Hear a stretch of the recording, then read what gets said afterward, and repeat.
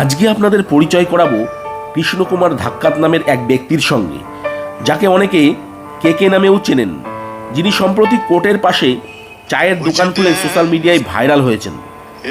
এই কেকে চায়ের দোকানের নাম দিয়েছেন 498A টি ক্যাফে। এরকম অদ্ভুত নামের পেছনে রয়েছে তার ব্যক্তিগত জীবনের এক করুণ কাহিনী। একসময়ে মৌমাছি পালন করে জীবিকা নির্বাহকারী কেকে 2019 সালে মধ্যপ্রদেশের আথানা শহরের এক মহিলাকে বিবাহ করেন।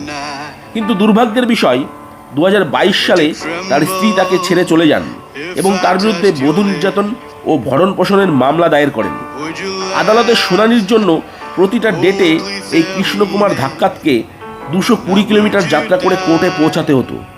কিন্তু পৌঁছানোর পরেও কোনোদিন শুনানি হতো, আবার কোনোদিন শুনানি হতো না, অন্য ডেট পড়তো, যেটা কেকের পক্ষে একটা মানসিক এবং অর্থনৈতিক চাপ তৈরি করেছিল। তখন বাধ্য হয়েই কেকে কোর্টের পাশেই একটা চায়ের দোকান খোলেন, যার নাম দেন 498A টি ক্যাফে। তার কষ্টের প্রতীক হিসাবে নিজেই হাতেই হাত করা পরিয়ে চা বিক্রি করতেন। তার দোকানে টাঙানো একটা ব্যানারে লেখা আছে তার চায়ের দোকানের স্লোগান, যতক্ষণ না আমরা ন্যায় বিচার পাই ততক্ষণ চা ফুটতে থাকবে। কেকের বক্তব্য, তিনি হাল ছাড়বেন না, শেষ দেখে ছাড়বেন। যতদিন না তিনি এখানে ন্যায় বিচার পাচ্ছেন ততদিন এখানে চা বিক্রি করে যাবেন।